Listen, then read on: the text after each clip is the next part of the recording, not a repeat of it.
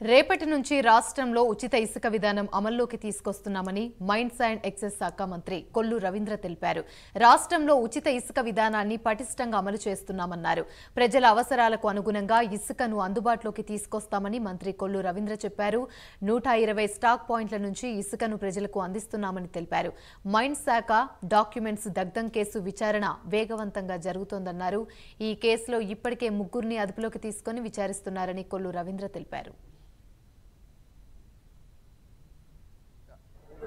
వాళ్ళు ఎక్కడ కావాలంటే అక్కడికి వెళ్ళి వాళ్ళు ఏ వెహికల్లో తెచ్చుకుంటే ఆ వెహికల్లో అక్కడ నమోదు చేసుకుని అక్కడ సన్రైజ్ కట్టుకుని లోడింగ్ ఛార్జ్ కట్టుకుని డైరెక్ట్గా వాళ్ళు శాండ్ తెచ్చుకుని పని చేసుకోవచ్చు. గత ప్రభుత్వంలో అయితే ఆన్లైన్లో కట్టాలి, వాడు ఎప్పుడు పిలుస్తాడో తెలీదు. సైట్ ఏమో ఉడికి అలా చిటుకుమని ఆన్ అయినది చిటుకుమని ఎగిరిపోయేది. ఈ బ్లాక్ మార్కెట్లో ఎత్తుక్కోవాల్సినటువంటి పరిస్థితి వచ్చేది. 475 రూపాయలు టన్ ఇసుక 470 రూపాయలు కొనుక్కోవాల్సి వచ్చిన పరిస్థితి వచ్చింది. మళ్ళీ ట్రాన్స్పోర్టేషన్ అన్నీ ఎక్స్ట్రా. కానీ ఇవాళ ఒక్క పైసా కూడా ప్రభుత్వం వసూలు చేయకుండా ఫ్రీగా శాండ్ ఇస్తూ ఉంది.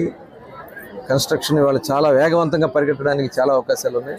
ఇది చాలా శుభపరిణామం అని కూడా తెలియజేసుకుంటూ గైడ్లైన్స్ అన్నీ కూడా రేపు ఎల్లుండిలో మొత్తం కూడా నిన్ననే వీడియో కాన్ఫరెన్స్లో అధికారులందరూ కూడా ఇన్స్ట్రక్షన్స్ ఇవ్వడం జరిగింది. రీచ్లు ఐడెంటిఫై చేశారు.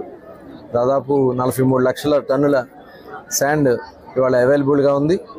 ఇది కాకుండా నదుల్లో ఉన్నటువంటి ఏదైతే షిల్ట్ ఉందో ఆ షిల్ట్ కూడా తీసేదానికి అవకాశం ఉంది. మొత్తం 1 కోటి టన్నుల శాండ్ని రాబోయే 3 నెలల్లో ప్రజలకు అందుబాటులో ఉంచాలనేది రాష్ట్ర ప్రభుత్వ లక్ష్యం. దానికి తగిన విధంగా అన్ని ఏర్పాట్లు కూడా చేయడం జరుగుతుంది.